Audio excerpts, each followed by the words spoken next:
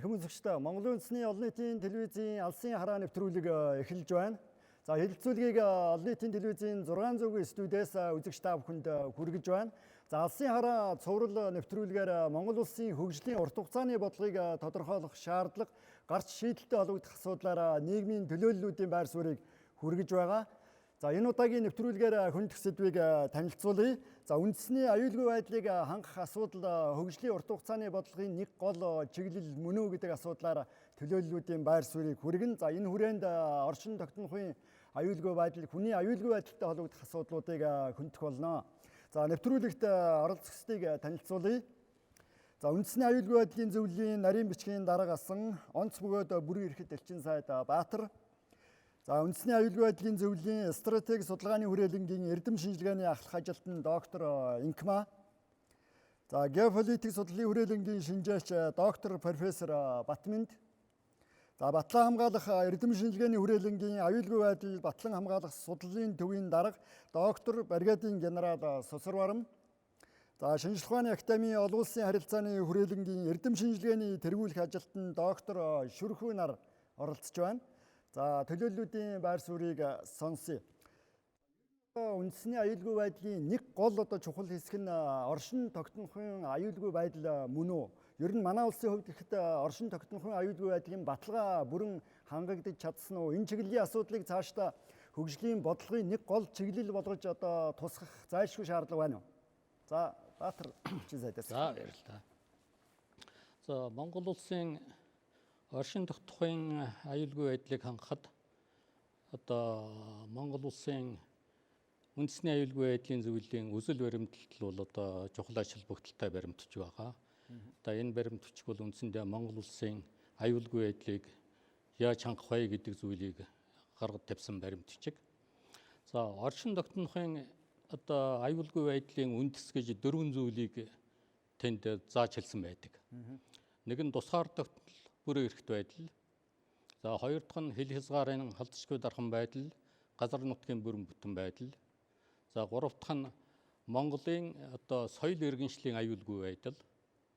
За дөрөв дахь нь Монгол хүн удмын сангийн аюулгүй байдал гэсэн ийм 4 зүйлийг бол энэ оршин тогтнохын аюулгүй байдлын үндэс гэж тодорхойлсон байгаа.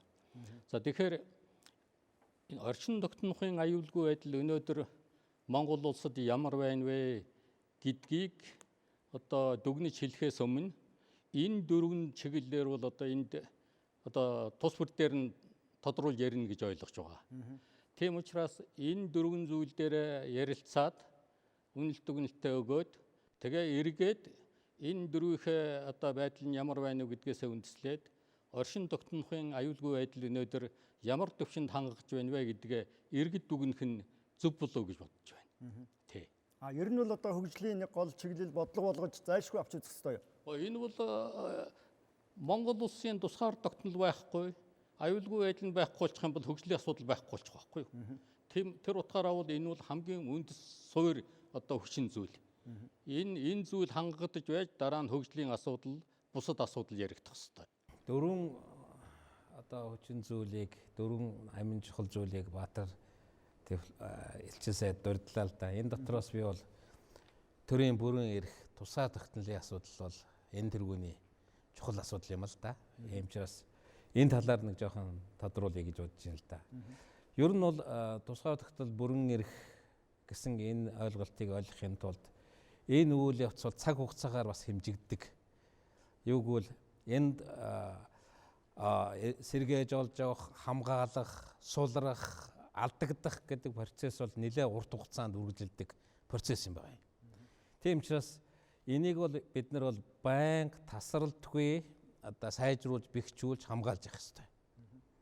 Тийм учраас энийг бол бид нар бол нэг өдөр юу гэдгийг аливаа нэг улс орны хувьд гэнтгэнд нэг өдөр тусаар хөтлөө олоод авчих, бүрэн ихээ баталгаажуулцдаг. Эсвэл гэнтхэн нэг өдөр л алга болцдог зүйл гэж ойлгож болохгүй. Тэгэхээр байнга сайжруулж, хамгаалж явах гэдэг утгаараа энэ манай энэ Алсын урт хугацааны бодлогын гол үндэс суурь бол энэ чиглэх хэрэгтэй. Энийг яавал бэхжүүлж явах вэ? Яавал баталгаажуулж явах вэ гэдэг. Тийм учраас энэ бол чухал. Хоёр дахь зүйл бол үүнийг хэрхэн ямар арга замаар баталгаажуул бэхжүүлэх вэ ямар нөхцөлд энэ одоо ямар хүн ямар хүчин зүйл хамгаалах вэ гэдэг ийм хоёр асуудал бас байгаа юм л да. Тэгэхээр ер нь бол энэ баталгаажуулах гол нөхцөл маань Монгол улс бол одоо харилцан хамааралтай, харилцан ашигтай тийм эдийн засгийг тэгш шудраг нөхцөлд хөгжүүлвэл нэг сайн энэ бэхжих үндэслэл болж байна. Хоёрдугаарх нь хөгжил маань хүртээмжтэй, өрөөгөөжтэй байх асуудал. Энэ юу гэсэн үг бол хүн ам нь аж төрөх бүхий сайхан нөхцлөөр хангагдаж явах, тасралтгүй нэмэгдэж явах. Дотоод гадаадын хүмүүс бизнес эрхлэх нэн тааламжтай нөхцөлтэй байх хэрэгтэй. Энэ нөхцөл хангагдаж байвал нөгөө хэн хамгаалах вэ гэдэг аяндаа гарч ирнэ. Тухайлбал одоо Монгол шиг одоо ийм аж төрөхөд тааламжтай, бизнес эрхэхэд ийм нэн таатай нөхцөлтэй, баялаг, үзэсгэлэнтэй, ардчилсан, амгалан тайван орн байвал ямар ч ийм орныг иргэдэн амьд хаймгүй хамгаалах хэрэгтэй. Бизнес эрхлэх амгалан тайван ийм орчинтай, ийм бизнес эрхлэх сайхан орныг ямар ч улс орн, ямар ч улс орн дэмжин хамгаална. Тэгээ ерөнхийдөө тавч ярихад бол нэг иймэрхүү байна. Ийм нөхцөлийн төлөө бид нэр аюулгүй байдлыг харж ивэл болох байхаа л гэж бодож байгаа юм. Тухайлбал тусгаар тогтнол одоо бүрэг эрхт байдлыг хангахын тулд Оросын холбооны улс, бүгд найрамдах Хятад ард улстай одоо сайн хөршийн найрсаг харилцаа хамтын ажиллагааг хөгжүүлэхээр үндэсний аюулгүй байдлын үзэл баримталд өмнө тусгаж байсан. Тухайн бодлогын хэрэгжилт хангагдж байна уу? Ер нь энэ хүрээнд цаашдаа зайлшгүй одоо бодлогын өөрчлөлт хийх шаардлага гарч байна. Яг нь Монгол улсын хувьд бол нэг одоо ер нь чиг шугам алдахгүй явж байгаа ганц бодлого бол наадах чинь гэж би харддаг юм л да. Улс төрийн бодлого, хууль эрх зүй, байгаль орчин янз бүрийн юм жаахан өөрчлөгддөг. Гэвч ямар ч засгийн газар, ямар ч нам эвсэл эрхэнд гарсан энэ хоёр хөрштэйгээ тэнцвэртэй ийм бодлого явуулна гэдэг бол сүүлийн хэдэн жил маш тууштай ярьж байгаа юм л да. За энэ бол нэгдлийн маш чухал зүйл байна. Доктортой бид нар бол одоо яг гэвэл манай түүхнээс бол аль нэг орны талд нь орох юм уу, эсвэл нэгэнтэй дайсагнацах ч юм уу ийм гашуун туршлага байдаг. Тийм учраас одоо сүүлийн 20-30 жил бол бид нар бол энэ бодлогыг маш одоо тууштай баримталж явж байна л да. Ганцхан асуудал юундаа байна гэхээр ийм тэнцвэртэй одоо ийм харилцан одоо ийм одоо тэнцвэртэй байдлыг хөгжүүлж чадж гин үү? Аль салбарт нь гэдэг асуудал жаахан өөр асуудал болж байгаа. Уул уурхай, эрчим хүч, зам тээвэргээ явахаараа бас нэг өөр болоод явах жишээтэй. Тэгэхээр би зүгс дурдсан юуг бол бидний хамгийн гол зүйл маань Монгол улс харилцан ашигтай, харилцан хамааралтай, харилцаа хамтын ажиллагаа хөгжүүл. Маш тодорхой. Энэ бол маш энгийн зүйл дээ. Нэг нарийн шинжилгээ ухаан яваад байхгүй. Энийг л хийж чадвал бид нар бас энэ харилцааг хамааралж өгч чадна. Тухайн үзэл баримтлал бол одоо өмнөх бодлогын баримт хүчгүүдэд тодорхой тусч чадсан уу? Ер нь ихэнх зүйл бол тусч чадсан л гэж үзэж байгаа. За хэрэгжүүлэх асуудал дээр, тодруулах юмнууд дээр хөгжил гэдэг маань байнга өсөн нэмэгдээд, шинэ хүчин зүйл гарч ирж идэг тийм зүйл л дээ. Тийм учраас бид нар тодгол хийгээл явж яхад ер нь болохгүй газаргүй л дээ. За Элчин сайд Баатар нэг тодруулах. Тэ одоо энэ хоёр хөрш улстай бүхэлдээ тэнцвэртэй харилцана гэж байгаа юм л да. Гэтэл зарим улсууд бол за энэ заалт бол одоо аюулгүй байдлын заалт бол хэрэгжихгүй байна. Одоо худалдаа эдийн засгийн харилцаа гэхээр Хятадтай одоо хуучин нэг зөвлөлтөө үе шиг одоо нөгөө толлууга хэлбигээд Хятадтай одоо ингээд учиргүй их яваадаг лөө. Гэтэл нөө Оростойгоо бол тийм байдаггүй. Гээд одоо хувь процент яриад ундаг байхгүй юу. Тэгэхээр энэ бол одоо жоохон буруу ойлголт байгаа юм. 1990 онд одоо манай гадаад удалгын анхны үзэл баримтлалыг одоо би ажлын хэсгийг нь ахалж одоо боловсруулж гаргасан. За тэр үед одоо энэ хоёр хөрчтэйгээ тэнцвэртэй харьцна гэдэг том ёол орж ирсэн. За тэр үед энэ том ёолыг одоо ямар утгаар оруулсан бэ гэхээр Монгол улс хоёр хөрчөөхөө нэгэнтэй нь одоо учиргүй сайн ах トゥ угийн харилцаатай, холбоотны харилцаатай, нөгөө хөрчтэйгээ дайсагнасан одоо муу харилцаатай явж ирсэн. Ийм байдал цаашид үргэлжлэх ёсгүй. Энэ хоёр улстайгаа аль алинтай нь сайн харилцаатай байх ёстой гэдэг тийм утгаар энэ том ёол орсон байхгүй дээ. Гэтэл энэ сүлдээ одоо хувь процентын асуудал болж хүмүүс ойлгож яриад байгаа. Тэр бол одоо буруу юм аа. Энэ хоёртойгоо хоёулантай сайн харилцаатай байх ёстой гэдэг тэр утгаар энэ тэнцвэртэй харилцаа гэдгийг ойлгох хэрэгтэй гэдгийг одоо хэлмээр байна. Энэ тэнцвэртэй харилцааны зарчмыг хэрэгжүүлэхийн тулд одоо гол нь ямар чиглэлийн зохицуултуудад илүү анхаарах гэдэг юм уу? Заашгүй одоо бодлогодоо тусгаж авч явах хэрэгтэй. Яг энэ тэнцвэртэй харилцаа бол одоо бол хэрэгжиж явж байна гэж үзэж байгаа. Бид хоёулантай сайн харилцаатай байгаа. Зүгээр тэр одоо юу гэдгийг худалдаа эдийн засагч гэдэг юм уу тэр юмнуудаар аваад үзэх юм бол мэдээж дүр зураг бол өөр гарч ирнэ л дээ. Тэр бол энэ тэнцвэртэй харилцаа гэдэг ойлголтод хамаарахгүй. Тийм учраас бол бид бол одоо энэ хоёртойгоо харилцаа сайн байгаа учраас энэ одоо юу бол бидний баримталж байгаа бодлого бол хангагдж байна гэж одоо үзэж байгаа юм л да. Тэгэхээр ер нь одоо оршин тогтнохын аюулгүй байдлын хүрээнд нэг гол бодлого бол ерөөсөө энэ хил хязгаар нутаг дэвсгэрийн халдшгүй одоо бүрэн бүтэн байдлыг хангах явдлаа гэдэг асуудал өмнө бас бодлогын баримт бичгүүдэд тусч байсан. Тухайлбал орон нутгийн хамгаалтад одоо тулгуурласан энэ батлан хамгаалах зэвсэг түвшний нэгдмэл тогтолцоо байх ёстой гэдэг тухайн асуудал яригддаг. Ерөнхийдөө үзэл баримтал бас тодорхой болсон гэж үздэг. За орон нутгийн хамгаалтын тухай бас хууль гарч ирсэн. Энэ бүх бодлогын хэрэгжилт одоо хангагдаж байна уу? Ер нь цаашдаа зайлшгүй бас хөгжлийн бодлогынхоо урт хугацааны энэ баримт бичгтээ тусгах тодорхой зохицуултыг наривчилж авч үзэх шаардлага байна уу? За генерал Асгал. За орон нутгийн хамгаалалт энэ асуудал бол өөрийгөө хамгаалах стратеги.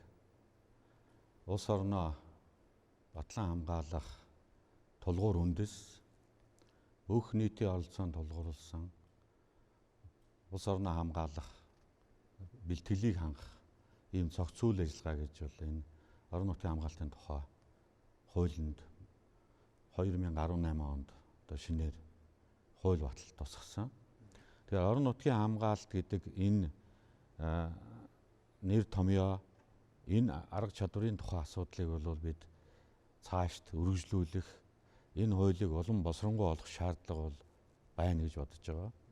Эхний ээлжинд бол бид энэ орон нутгийн хамгаалтын суурь үндсийг бол болохоор одоо ийм эхний шатны хууль бол гарсан.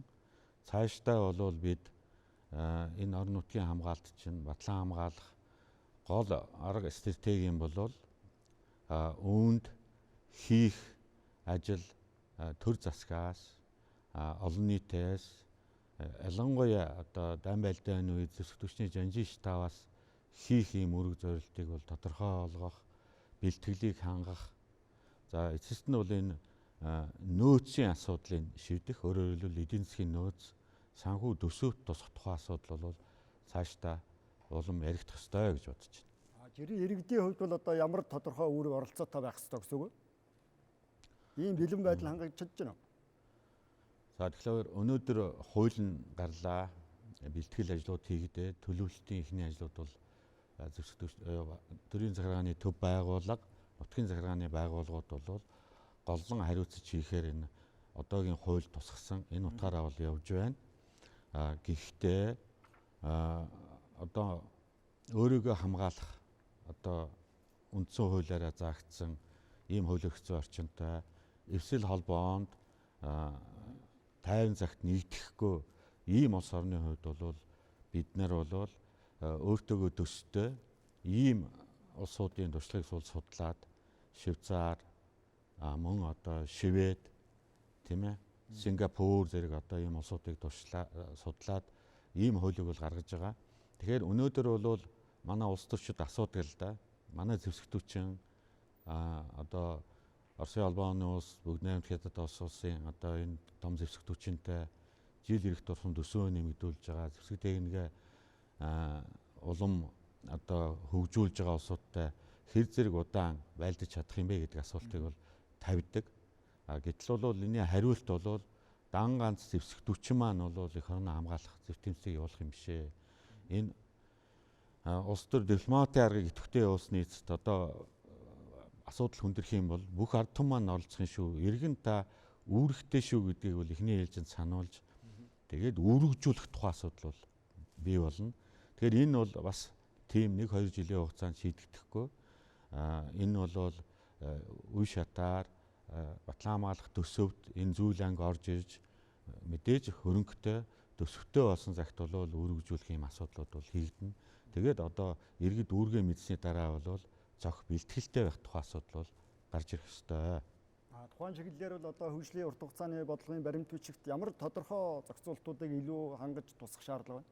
За миний дууснаар бол орон нутгийн хамгаалтын тогтолцоог боловсронгуй болох, хөгжүүлэх, хуулийн хэцүү орчныг боловсронгуй болох энэ асуудал бол батлан хамгаалах чиглэлээр тавигдж байгаа үндсэн одоо эхний 5-6 асуудлын нэг нь гэж би ойлгосон. Тэгэхээр энэ бол тодорхой ороод явж байгаа юм байна гэж ойлгож байгаа.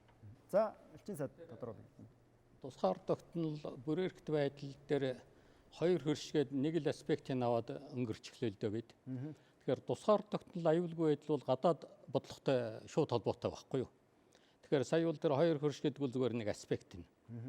За бидний одоо сүүлийн үед одоо авч хэрэгжүүлээд тэгээд энэ үзэл баримталтаа тусгаж чадсан нэг зүйл бол энэ 3 дахь хөршийн орнуудтай харилцах бодлогыг одоо энэ үзэл баримталд анх удаа төрийн бодлогын нэг чухал чиглэл болгон батлуулж чадсан явдал юм.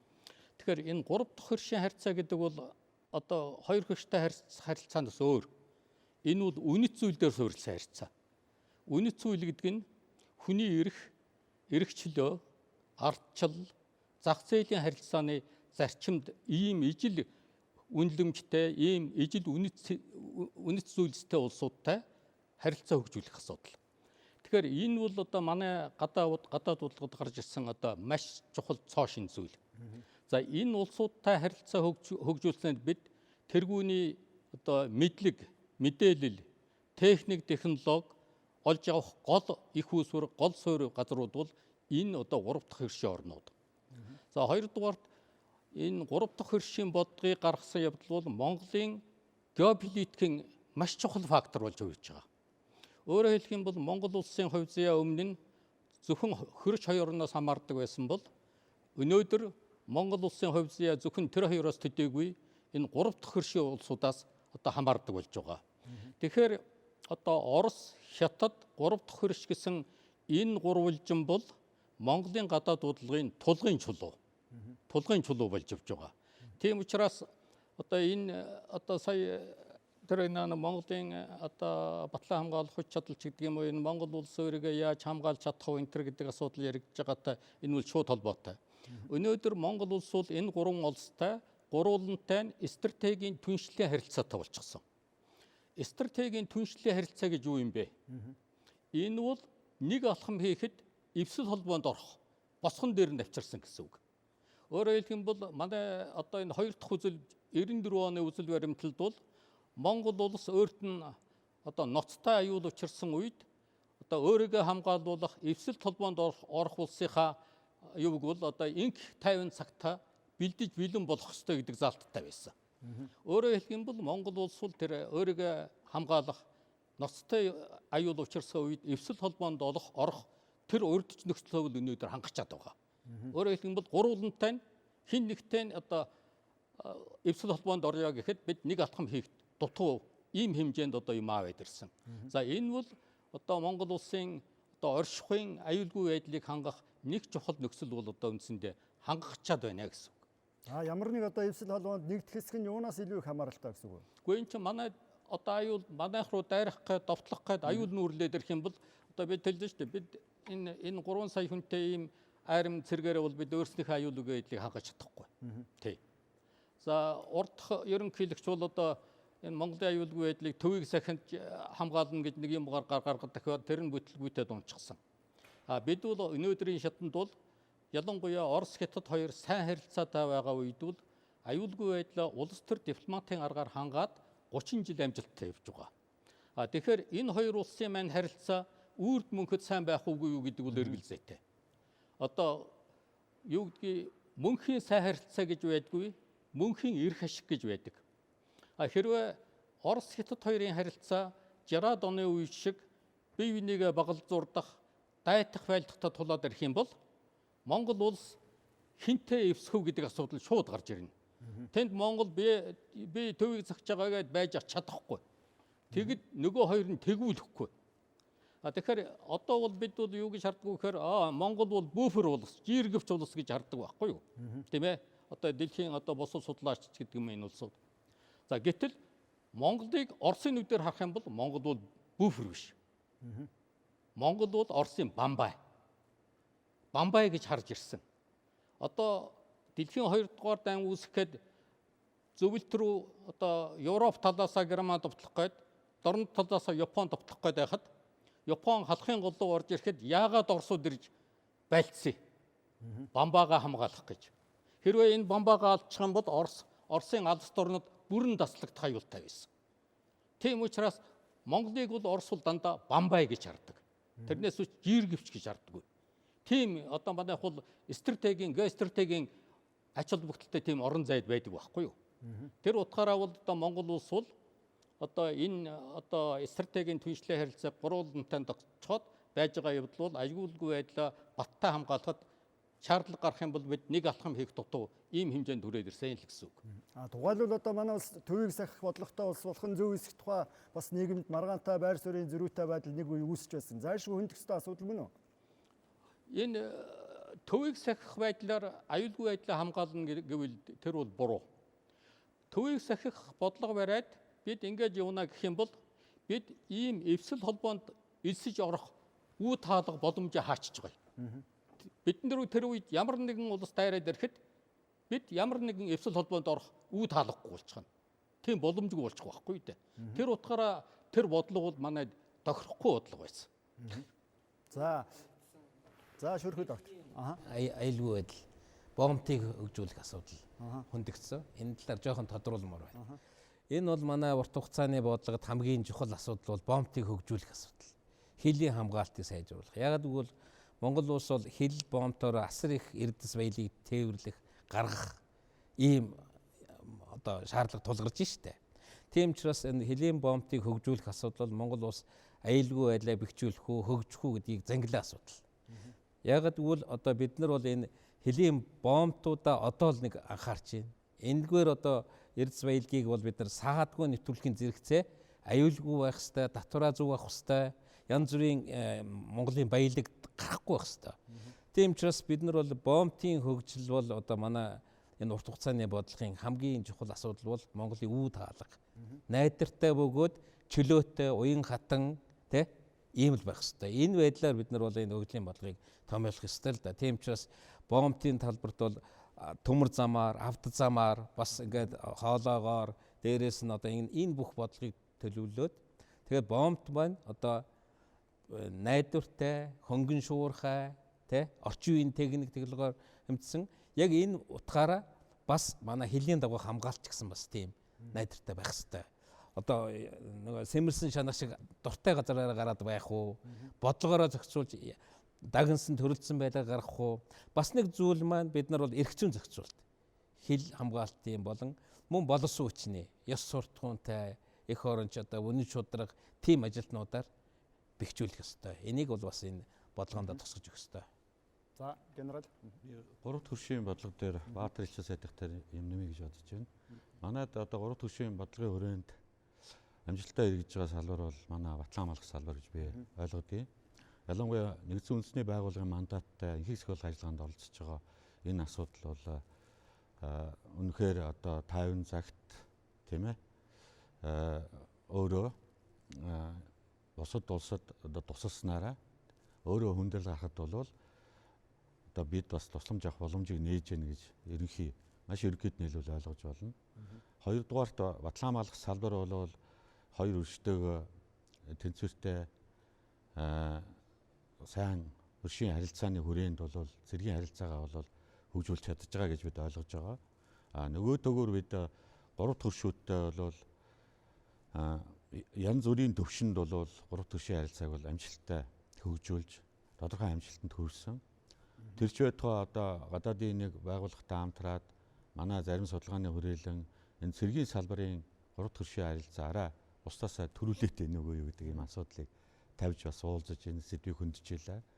За төрөө зөвөр Баатар элчин сайдын ярьснаас бол тэр тэнцвэртэй гэж асуудал дээр хоёр өршдөөгөө ч гэсэн гурав төршийн бодлогын хүрээнд ч гэсэн энэ тэнцвэрийг олох бол одоо манай төрийн бодлогын маш чухал үзүүлэлт гэж бид ойлгож байгаа. Энэ чиглэлээр бол одоогийн эрдэмтдийн хурал дээр ч гэсэн өнөөдөр ярьж байна. Судалгаанд тулгуурласан төрийн бодлого гэдэг асуудал тийм ээ. Тэгэхээр энэ дээр одоо манай гадаад харилцааны чиглэлээр ямар байгууллага энэ бодлогыг судалж байна уу? Атлан хамгаалах чиглэлээр ямар байгууллагууд бодлого гаргаж байна уу? Эндээ тулгуурлаж явж гэнэ үгүй юу? Бодлогодоо тулгуурлаж гэнэ үү? Эсвэл энэ дөрүүлж гэнэ үү, хойшиж гэнэ үү гэдэг дээр бид бас анализ хийх бах. За энэ чиглэлээрээ ч гэсэн доктортой хөгжлийн одоо дараагийн бодлогод бол тусгагдаж үргэлжилнэ гэж бол найдаж байна. За тэгэхээр ер нь одоо манай улсад энэ хүний аюулгүй байдалтай холбоотой тулгамдсан нэлээд ноцтой төвшөнд төрсэн асуудлууд байна уу? Энэ чиглэлээр одоо зайлшгүй бас төрөөс бодлогын томоохон өөрчлөлтүүд хийх шаардлага гарч байна уу? За, инкма доктор. Тэгэхээр үндэсний аюулгүй байдал гэж чухам юу хэлээд байгаа юм бэ гэдгээс эхлэе л да. Тэгэхээр Монгол Улсын үндэсний аюулгүй байдлын тухай хууль, үндэсний аюулгүй байдлын үзэл баримтлалт юу гэж тодорхойлсон байдг вэ гэхлээр Монгол Улсын язгуур ашиг сонирхлыг одоо хангах, үндэсний язгуур ашиг сонирхлыг хангах гадаад дотоод одоо таатай нөхцөл бүрдсэн байхыг хэлнэ л гэдэг ингээ хэлсэн байдгийг. Тэгэхээр альва түүхэн бүлэг ард түмэнд язгуурын үнэт 3 зүйлэл байдаг. Нэгдүгээрт нь гიშгэх газар, амьсгалах агаар буюу эх орон. За хоёрдугаарт нь биологи биеийг бүтээж идэг удмын сан. Гуравдугаарт нь энэ хоёрыг холбож идэг соёл гэсэн ийм язгуурын 3 үнэт зүйл байж идэг. Тэгээ энэ 3 байж иж эндээс одоо тусгаар тогтнол, бүрэн эрхт байдал, хил хязгаарын халдшгүй байдал гэд дараагийн үнэт зүйлс маань урган гарч ирдэг. Тэгэхээр Монгол Улсын үндэсний аюулгүй байдлын үзэл баримтлалт түрүүн хилцүүлгийн эхэнд Баатар элчин сайд хэллээ шүү дээ, тийм ээ. Оршин тогтнохын аюулгүй байдал гэж эхэлж байгаа юм. Оршин тогтнохын аюулгүй байдал дотор ерөөсөө нутаг дэвсгэрийн бүрэн бүтэн байдал, Монгол соёл иргэншил, хүн ам удмын сангийн аюулгүй байдлыг хангах асуудал бол Монгол Улсын оршин тогтнохын үндэс мөн гэдэг ингээд түрүүний миний хэлдэг ингээ оруулаад хэлсэн байдаг л да. Тэгэхээр энэ бүх одоо зүйлийн өрөөнд яагаад тэнд оршин тогтнохын үндэс гэдэг ингээ заачваа гэж тийм ээ. Тэгэхээр хүн ам удмын сангийн аюулгүй байдал гэдэг рүү та илүү цохож сая асуух шиг боллоо. Тэгэхээр хүн ам гэдэг бол хөгжлийн гол хүч. Энийг бид нар одоо бүгдээрээ мэдж байгаа. Тэгэхээр хүн амаа бид одоо яаж хөгжүүлэх юм бэ? Хүн амаа хөгжүүлэх бодлогыг энэ урт хугацааны хөгжлийн бодлоготой яаж тусгах юм бэ? Ямар хэлбэрээр одоо оруулах зохистой юм бэ гэдэг дээр л одоо би өөрийн байр суурийг хэлье л да. Тэгэхээр ерөөсөө энэ гэр бүлийг тулгуур болгоё. Гэр бүлийн одоо Монгол гэр бүлийн хөгжлийг тулгуур болгоё. Бид нар одоо юу гэдгийг ийшээгийн залуучуудын хөгжил гэж авч явал, тийшээ хүүхдүүд гэж явал, ийшээ эмэгтэйчүүд гэж явал, тийшээ ахмадууд гэд ингээд байхлаар хүч маань тарамдаад юм маань нэг цэг дээр төвлөрч өгөхгүй байна гэж. За хоёрдугаарт нь гэр бүлийг чухалчлаад байгаагийн учир юу юм бэ гэхэлэр гэр бүлийн нэг үндсэн 3 үүрэгэл байдаг л да. Нэгдүгээрт нь энэ одоо Монгол удмын сангаа тээсэн сайхан эрүүл сарвал үр хүүхэд одоо үр хойч үржид төлжих тэр нөхөн үржихөө орчин болж идэг гэр бүл.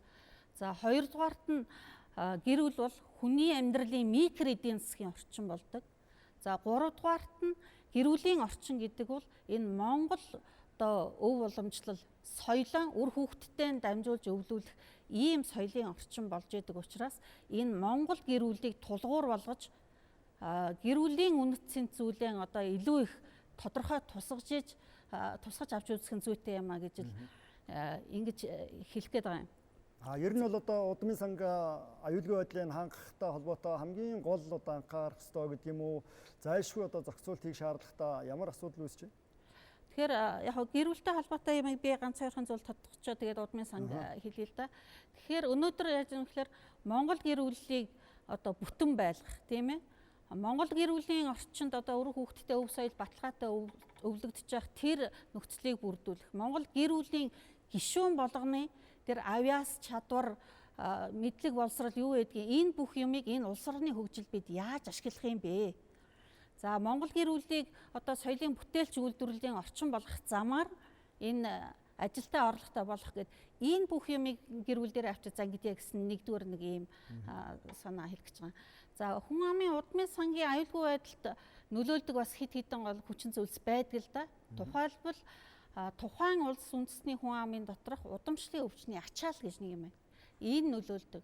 За хоёрдугаарт нь энэ хүн ам дахь цус ойртолт, оюуны хомсдлын төвшин. За цаашлбал энэ химийн бодис, халдварт өвчин, янз бүрийн радиацийн нөлөө гэх мэтлэнгийн ийм их олон хүчин зүйл нөлөөлж идэг.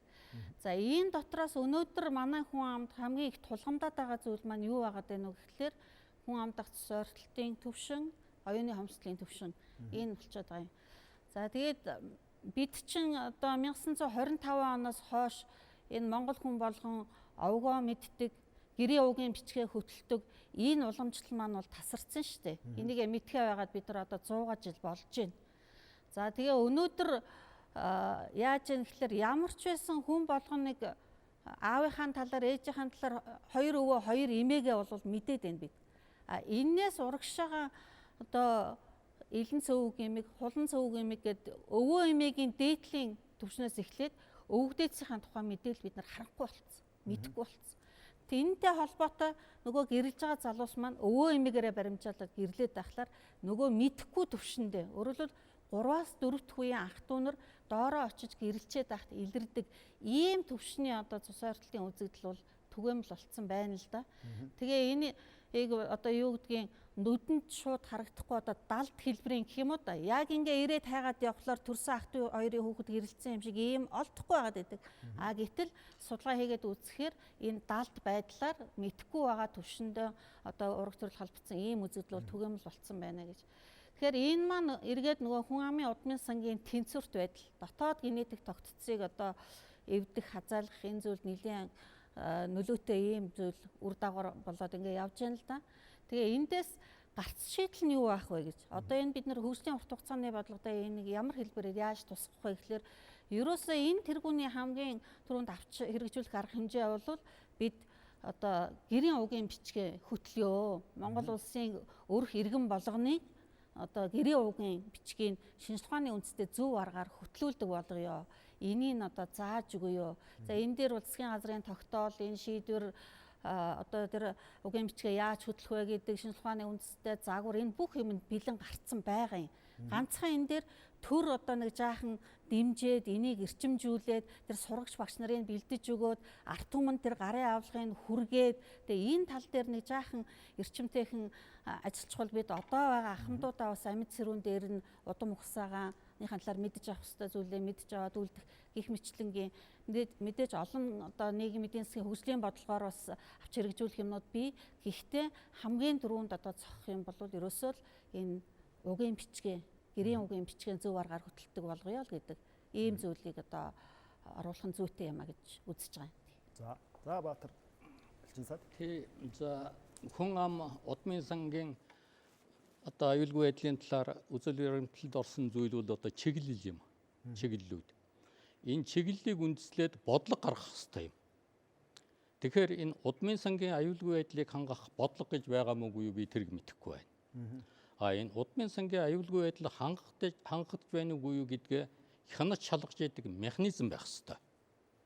За манай малчд бол малынхаа үйлдвэр ухсааг сайжруулах арга замаа бол мэдээд байдаг. За гэтэл Монгол төр удмын сангаа одоо хамгаалах, сайжруулах тэр арга замаа мэдж байна уугүй юу гэдэг дээр би бол одоо нийлээд эргэлзээд байгаа л да. Тийм учраас энд одоо тэр хэрвээ удмын сангийн талаар бодлого байдаг бол тэн дээр нь одоо нэмэлт тулгаж одоо хэрвээ ороогүй бол оруулж болох, байхгүй бол одоо иймэрхүү зүйлүүдийг тусгаад бодлогоо гаргаач гэдэг үүднээс би нэг ганц хоёр санал хэлье гэж. За тэгэхээр нэг дэх санал бол Монгол улс хөрш хятад орос хоёртой энэ хоёр улсын иргэнтэй гэр бүл болдог явдлыг бол хориглох эсвэл хязгаар тавих бодлого баримтлах ёстой. Бид ч одоо энэ гадны улсуудаас Монголд орж ирж сурч хүмүүстээр чинь хязгаар квот тавьсан байж байгаа шүү дээ. Гэтэл Монголын оршин тогтнолын хамгийн тулгуур зүйл болж байгаа удмын сангийн юм дээр яагаад хязгаар тавьж болдгоо юм? Тийм ээ. Тийм учраас энийг бол одоо би тийм хязгаар тавьсан бодлого одоо энэ хөрш хоёр улсынхаа иргэдтэй гэрлэх явдал дээр бол тавих хэрэгтэй гэж. Яагаад ингэж байгаа юм бэ гэхээр энэ хоёр улсын чинь иргэдтэй гэрлсэн эрлиз хурлиз улсууд чинь цаад том гүрнийхээ эрх ашгийг ямагт тээж явдаг. Тэр улсуудынхаа улс төр, эдийн засаг, зан заншил, ёс суртахууныг тээгчд байдаг. Тэр улсынхаа эрх ашгийг ил болон далдаар хамгаалагчд байдаг. Эрэлхийлэгчд байдаг. За тэр утгаараа бол одоо хэрвээ энэ хоёр улсын иргэдтэй ихээхэн одоо ингээд цус холилдоод эхлэх юм бол энэ бол Монгол удмыг булинкортуулах, уусгах, нөгөө улсуудын одоо цусыг дэлгэрүүлэх, нэмэгдүүлэх ийм л үйл ажиллагаа болж байгаа юм л да. Тодорхой тоо судалгаа байдаг уу? За тэр тоо судалгаа бол би гаргаж үзээгүй. Зүгээр энд би юу хэлэх гэж байна вэ гэхээр энд бид түүхэн сургамжийг ямагт анхаарах хэрэгтэй гэж. Түүхэн сургамж. За хамгийн ойроос нь авъя. Өвөр Монгол байна. 40 гаруйхан жилийн өмнө газар нутаг дээр одоо үнэмлэхээ олонх байсан улсууд. 40 гаруй жилийн дараа өнөөдөр өөрийнхөө нутаг дээр цөөнх болцоход одоо тэнд байгаа оршин сууж байгаа улсуудынхаа 4-1 төрхтэй гүтэй болцоход байж байна. Тийм ээ. За Брэд Монголыг авъя. Оросчууд уусаад юу адгсан. За дахиад нэг түүхэн сургамж үзье. Манжууд Чин гүрнийг байгуулж, Хятадыг бүрэн эзэлж, Төв Азийн ихэнхийг эзэлчгээд том гүрнийг толгойлж байснаа нэг мэдсэн чинь уусаад дуусчихсан. Одоо манж гэж тийм одоо үзүүлэг харуулах юм байхгүй болчихсон. Тэгэхээр бид бол энэ түүхэн сургамжийг бол ямагч анхаарч явах хэрэгтэй. За энэ бол одоо хөрш хойштой холбогдсон. За хоёр дараагийнхан чиглэл бол би 3 дахь хөршийн орнуудтай манай хүмүүс гэр бүл болох явдлыг дэмжих бодлого барих ёстой гэж. За энд одоо би Лев Николаевич Гумилевийн үгийг одоо иш татъя. Монгол үндэстэн 500 жилийн настай гэж хэлчихсэн. За тэр хүн дэлхийн одоо энэ үндэстнүүд хизээ хаана эхлээд хизээ хаана очиод дуусаад алга болцсон бэ гэдгийг графикаар гаргаад зураа тавьчихсан. Тэгэхээр энэ улс үндэстэнгүүд чинь өөрсдийнхөө одоо амьдрах орчинг удаа хугацаанд үргэлжлүүлээ гэвэл цус хольж ивжээж одоо цаашаа оршин тогтнодог. Тэгэхээр тэр Гумилевийн хэлсэн 500 жилийн насыг бид 1000 жил тэрнээс цааш болгохын тулд цус холих ёстой. За манайд бол одоо Монгол цус гэдэг. Би бол цэвэр Монгол цус гэж байхгүй гэж үздэг хүн. Монголчууд хүнүү сүнүүгээс аваад эзэн Чингисийн монголоор дамжаад Монголын эзэнт гүрнээр дамжаад асар их цус солилцсон. Асар их цус солилцсон. Ямар сайнтай баруунд Оросыг майжуул татар цухын гэдэг үг байх үү. Тэр монголчууд орсуудтай хэрэг цус солилцсныг одоо маш тодорхой харуулсан одоо тийм үг байгаа. Тийм учраас би бол одоо энэ 3 дахь хөршийн улсуудтай одоо хүмүүс гэрэлж барихыг бол одоо энэ Гумилевийн хэлсэн энэ насыг уртасгах гол арга, гол зүйлээ гэж одоо үзэж байгаа. За дээр нь энэ үндэсний аюулгүй байдлын үзэл баримталд одоо хоёрдмол харьяал үүсгээс сэргийлнэ гэсэн заалт байгаа. Би энийг бол маш буруу заалт гэж үзэж байгаа. Маш буруу заалт. Яагаад гэхээр Монгол Улсын эдийн засаг, амьдралын хүнд байдал, боловсролын чанаргүй байдлаас болоод 200 мянгаад монголчууд гадаад гараад явчихсан. Тэр улсууд чинь одоо тэнд хөөгтэй сургаж байна, ажил хөдөлмөрлөж байна. Гэхдээ тэдний чэйжинд бол Монголоо гэсэн сэтгэл бол ямагт байж байгаа. Тийм учраас би бол Монгол улс бол 3 дахь хөршийн оронд гарсан иргэддээ хоёрдмол харьяал бол өгөх ёстой тийм бодлого баримтах ёстой гэсэн одоо тийм зүйлийг бол одоо би одоо боддог хүн.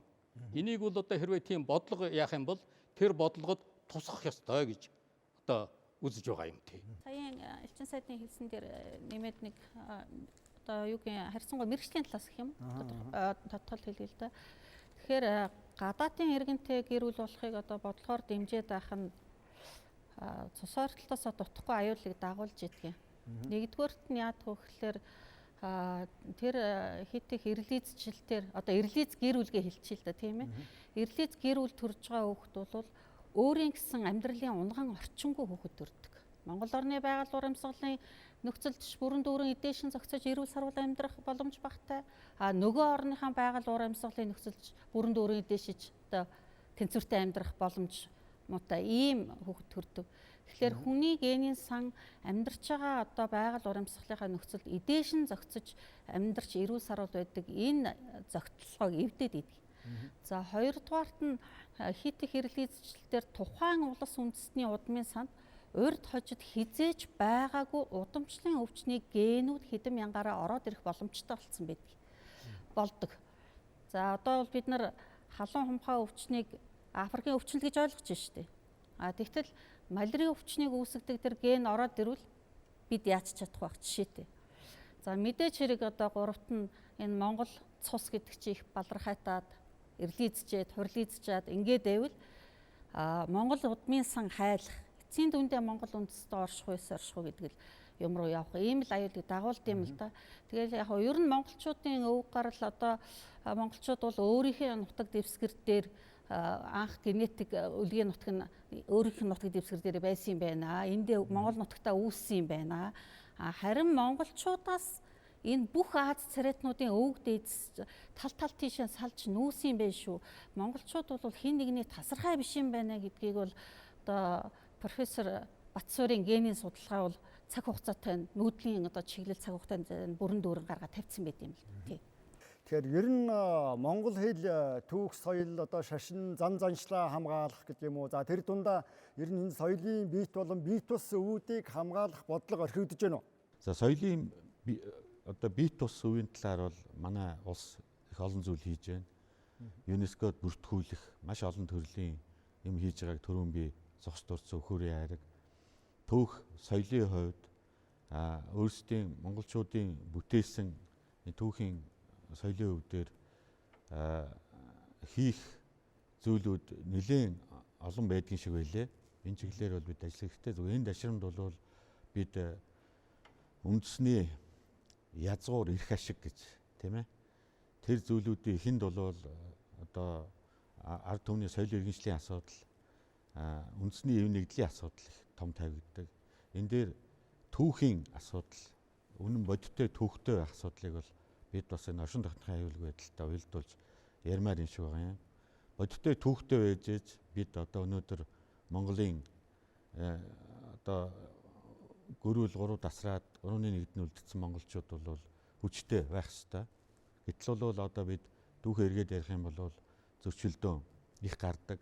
Энэ чиглэлээр бол ажиллах шаардлага байна. Өнөөдөр түүх археологийн хүрээлэн Монголын эзэн төхөөрөн Йоан Алтан улс тийм ээ эл хаад энэ төр гэдэг 5 ботном гаргаж байна. Гэтэл Монгол Улсын их сургууль мөн адилхан ийм сэдвтэ 5 ботномыг гаргаж байна. Энэ нэг талаасаа олон урлагч үзэл сайн боловч ер нь манай төрийн бодлогоор энэ төрийн түүхээ бодиттой болгох үндэснийхээ эв нэгдлийг хангах талаас бас хийж чадж гэнэ үгүй гэдэг асуудал бол гарч ирэх ёстой.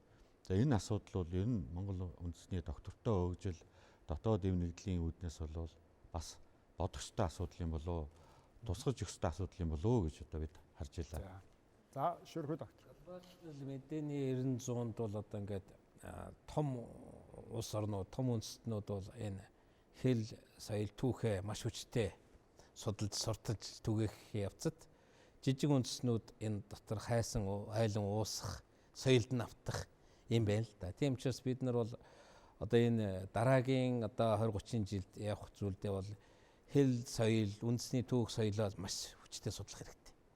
За буруу ч хийж магадгүй би бол энэ үндэсний хэл, соёл, түүх одоо боёт болон бие тусаа судлан хамгаалахад бол илүү хангахаар төлхөө хөрөнгө оруулах хэрэгтэй л дээ. Энэ ингэснээр бид нар ямар үр дүн төрөх вэ гэхээр нэгдүгürt бол бид нар бол энэ үндэснийхэн одоо энэ мэдээллийн big data үүсгэж чадна. Энийг төлхөө анхаарснараа. Гэтэл бид нар бол тэр IT технологи, машин технологи гаргаж чадах уу? Тийм учраас бид нар бол тэргүүлэх чиглэл гэдэгдээ энэ үндэсний түүх соёл, бие соёлын дээр хамгаалах энэ дараа нь бол контент бизнес хийж болно. Аял жуулчлалын бүтээгдэхүүнийг нэмэгдүүлж болно. Бас үндэсний шинжтэй програм хангуулж гээд иймэрхүү оюуны бүтээлийг ихээр хийх боломжтой. Соёл боловсруулалтаа хөгжүүлж чадна. Үндэсний дархлаа үүсгэнэ. Тийм учраас бид нар бол дараагийн одоо энэ 20 30 жилдээ түүх, соёл, хэл энийг л маш хүчтэй хөгжүүлж дэлхийн Монгол судлалын төв болох ёстой. Гэтэл бол манай тойрж байгаа үндэснүүд бол одоо хэдийгээр бид нар бол нэг үндэс угсаатай боловч өөрөө Монголд яаж ийн, Бурайдад яаж ийн маш хүчтэй хөгжүүлж штэ. Бүр Монгол хотхон гээд би дөнгөж саяхан өөр Монголд очиод ирлээ л дээ. Тэгэхэд бол Монгол хотхон, Монгол хэлний төв асар том тийм байгууламжуудыг Монгол үндэсний юм хийж штэ. Тэгэхээр манай энэ одоо засгийн газраас гисэн үндэсний том музей тий эдгэрийг байгуулж байгаа нь зүйтэй. Гэхдээ инхийн тулд шинж ухаанаа хөгжүүлэх хэрэгтэй. Энийг судалдаг эрдэмтэд бүтэц хөрөнгө оруулалтыг асар нэмэгдүүлэх хэрэгтэй. За гэж л үзэж байна. За. Монгол уламжлалт соёл шашинтай холбоотой. Тэгэхээр монголчуудын соёл гэдэг бол энэ хэдэн зуун мянганаар одоо бүтээж ирсэн амьдрах арга ухааны цогц нэгтлэлтэй. Тэгэхээр соёлын бит болоод бит бус үеийн тухай голж асууж байна л да тийм ээ. Тэгэхээр соёлын бит за яг ер нь бит өвөө яаж хамгаалж байгаа энэ дэр хийж байгаа юм зөндөө байгаа. Хамгийн гол анхаарах ёстой юм маань соёлын бит бус өв. Бит бус өв өөрөө бит өвөө тижээж идэг, тэтгэж идэг, үүсгэж идэг идэлтэй. За жишээлбэл юу гэдэг өнөөдөр сайхан туйл хайлдаг хүний тоо цөрөө л байгаа дээ. Сайхан дархан хийцийн мөнгөн эдлэл хийдэг дархчуулын тоо цөрөө л байгаа дээ. Тэр бит бус өв тээгчдийг бид яаж хамгаалж байгаа юм бэ? Тэднээс яаж одоо юмыг сурч авч үлдчихэж байгаа юм бэ? Энэ дээр одоо бид ямар бодлого барьж байна гэхлээр бас нэг сайн дөрвтэй юм харагдаж өгөхгүй байгаа. Тийм учраас энэ соёлын бит бус өвийг одоо өвлөн уламжлагчдыг одоо хамгаалах, тэднээс суралцах, тэр эрдмийг авч үлдэх энэ дээр бас онцгой анхаарах хэрэгтэй юм аа. Энэ талаар бид одоо хөгжлийн бодлоготой тусах хэрэгтэй юм аа гэж. За би түрүүн хэлжсэн гэр бүлийн орчин гэдэг бол Монгол соёлын өр хүүхдэд өвлүүлэх тэр орчин байдгаа гэж. Өнөөдөр үлгэр домог ярьж өгдөг аав ээж хэд байгаа бол өр хүүхдэдтэй. Өнөөдөр Монгол хүүхдүүд цэцэрлэгт юм уу гэртээ Монгол тоглоом наадгаагаар тоглож өсөж гэнэ үгүй юу? Тэгэхээр энэ бүх юм бол гэр бүлийн орчин, сургууль, цэцэрлэг, боловсролын байгууллагаар дамжиж бидний үр хүүхдэд өвлөгдөж тэр Монгол хүн гэж мөн чанараараа хийм бэ гэдгийг бид нар одоо өвлүүлж өгч явах хэрэгтэй юм байна. За уламжлалт шашны талаар энэ Монгол Улсын үндэсний аюулгүй байдлын үзэл баримтлалын 3-1-ийн 4-ийн 8, 9-ний 2 том заалт байдгийн. Монголчуудын оюун санааны өвийг олон зуунаар тээж ирсэн энэ монголчуудын тусгаар тогтнолын баталгаа болсон Монголын уламжлалт бурхны шашны одоо шашныг сэргээн хөгжүүлэх, өв соёлын судалгааг нь хийх, сүмхийдийн үйл ажиллагааг одоо ард иргэдийн оюун санааг гэгэрүүлэх энэ одоо үйлсэд оруулах энэ үйл ажиллагаанд нь бол төр онцгойлон дэмжнэ гэсэн ийм хоёр том заалт байдаг юм л да.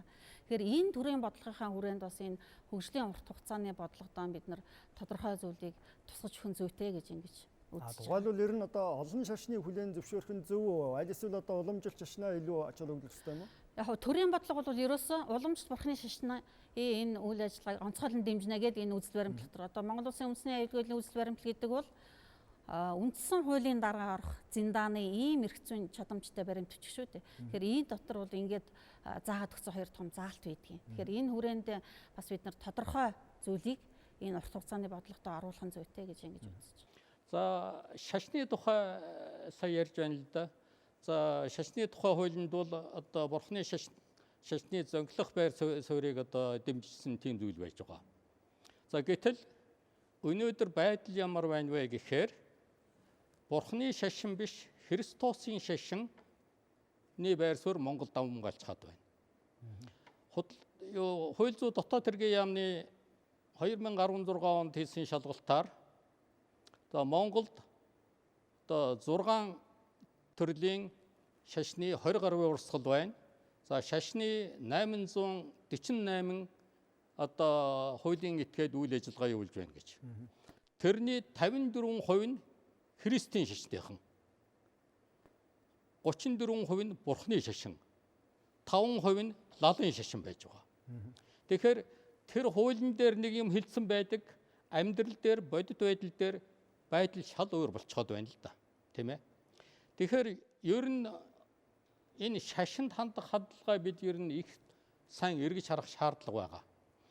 Ер нь Монголын эзэнт гүрэн яагаад мөхсөн гэдэг асуудал байгаа шүү дээ. Хоёр юмнаас болж мөхсөн. Нэг нь алтан ургийнхны хоорондын тэмцэл алалцаанаас болж нэг гол шалтгаан нь тэр байсан. Нөгөөх нь шашны зөрчилдөөн байсан. Энэ хоёр фактороос Монголын эзэнт гүрэн унаж, Монгол гүрэн унаж, Монгол улс туцаар тогтнол алдсан. Тийм учраас өнөөдөр Монголд олон шашин ороод ирсэн явдал бол Монгол улсын аюулгүй байдалд хиттэй маш ноцтой аюул учруулж болцчихвэ гэж үзэж байгаа. Тийм учраас одоо энэ үндсэн хуулиас эхлээд энэ шашны талаарх бодлого чиглэлээ маш нухастай эргэж харах шаардлага байгаа гэж үзэж байна. За манай улсад ер нь хүнсний аюулгүй байдал хангагдаж чадж гэнэ үү? Ер нь хүнс эрүүл аюулгүй байх нь хүний аюулгүй байдалд нөлөөлөх нэг гол одоо хүчин зүйл мөн үү? За Батмин доктор. Үндэсний аюулгүй байдлын үзэл баримтлал гэдэг баримт бичиг бол хугацаа заагаагүй ийм баримт бичиг. Тэгэхээр тэрийг өөрчлөхөөс нааш энэ баримт бичиг бол бүрэн дүүрэн үйлчилж үндсэн хуулийг авч үздэг шигээр тэрийг бүх үйл ажиллагаанд авч хэрэгжүүлж явах ёстой. За энэ дотроо хүний аюулгүй байдал гэж одоо том бүлэгтэй. Тэр бүлэг бол одоо нэгдүгээрт хүний эрүүл амьдрах орчин, хоёрдугаарт хүнсний аюулгүй байдал, гуравдугаарт нь байгаль орчны аюулгүй байдал гэсэн тэгээд эдийн засгийн аюулгүй байдал гэсэн ийм одоо хэсгүүттэй байдаг. За энэ дотроос одоо эрүүл амьдрах нөхцөл гэдэг бол энэ Монгол хүний хамгийн чухал юм болоод байна л да өнөөгийн байдлаар бол. За энэ мэдээж хэрэг манайд бол урдыгаа бодоход эмнэлгийн эрүүл мэндийн үйлчилгээ, эмнэлгийн хангамж болоод эмийн хангамж асар өндөр болсон, сайн болсон. Тэгээд ч бид нар одоо өвчнөд тэмцэж тэрийг эцэст нь хүртэл ялж дийлж чадахгүй байна. Тухайлах юм бол одоо бид нар жилдээ 360-аад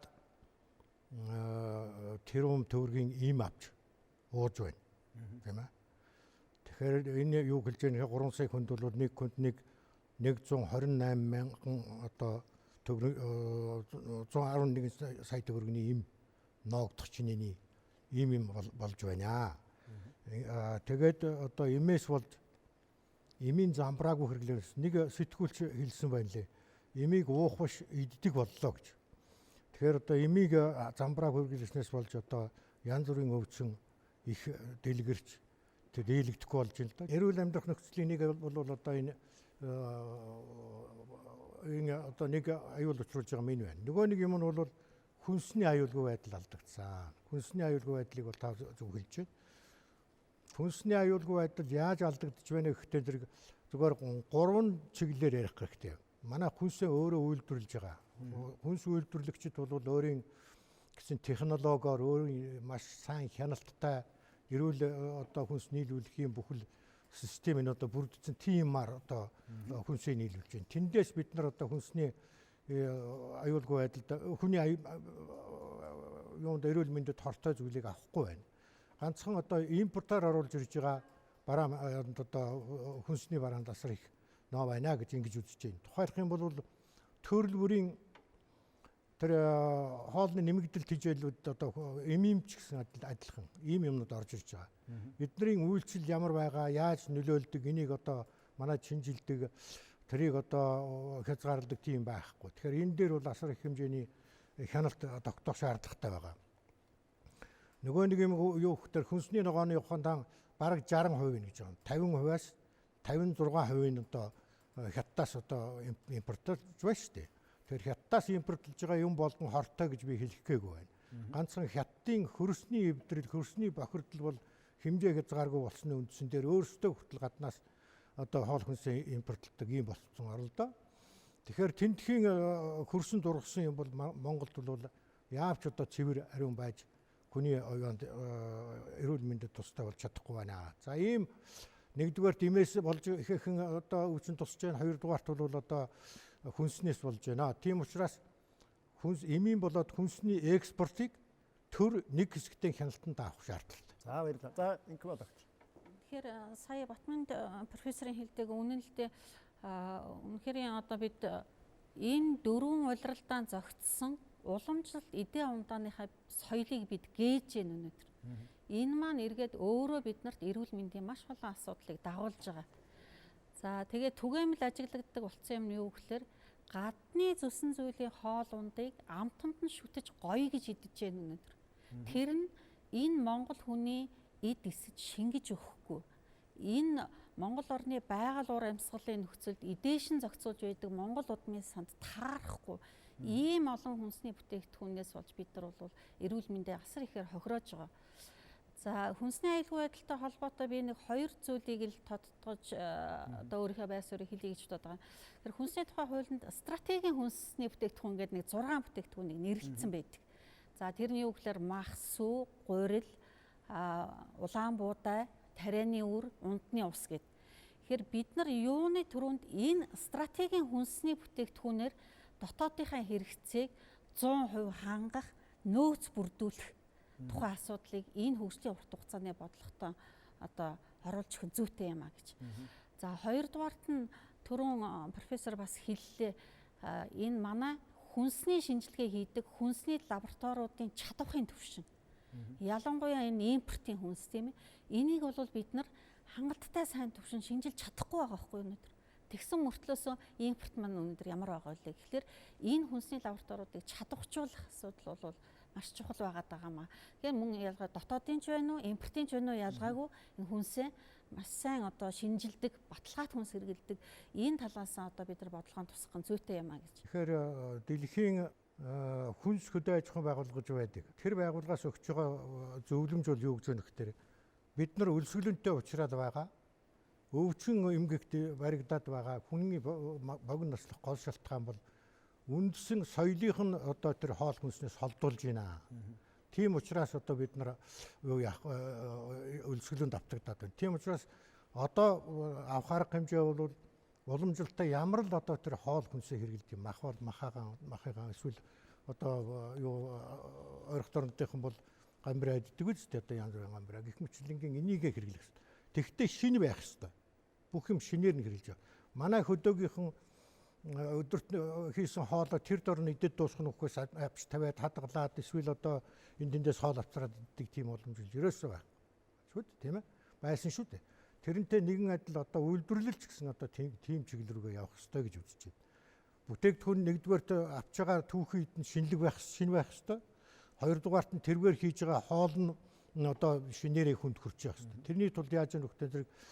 Тэр үйлдвэр том үйлдвэрүүд бол урт технологитой тэгээд механик технологитой замд нь хүнсний бүтээгдэхүүний одоо хэлбэр галбарыг өөрчлөгддөг асар их хүчний нөлөөнд оруулдаг энэ байдлаас ангижраад гол бүтээгдэхүүнээ хэрэглээд хүнд ойрхон аваачаа тэрийг одоо өглөөний цайндаа хэрэгтэй юм хүмүүс тэндээсээ аваад шууд шинээр нь хийгээд иддэг ийм ойр төрөл болгоё гэдэг ийм асуудал тавигдаж байна. Тийм учраас нано технологи, биотехнологи одоо элдв технологи ашиглаад байхаас өмнө бид нар хоол хүнсээ шинээр нь хэрэглэж явах тухай асуудал онд чухал тавигдаж байна гэдгийгээс ойлгож явах хэрэгтэй гэж байна. За баярлалаа. Эрхэм үзэгчдээ Монгол Улсын олон нийтийн телевиз Алсын хараа нэвтрүүлгээ хүргэлээ. За энэ удаагийн нэвтрүүлгээр Монгол Улсын урт хугацааны хөгжлийн бодлогын хүрээнд үндэсний аюулгүй байдлын асуудлыг хэрхэн авч үзэж зохицуултыг шаардлагатай гэдэг асуудлаар эрдэмтдийн байр суурийг хүргэлээ. Үзэгч та бүхэнд баярлалаа.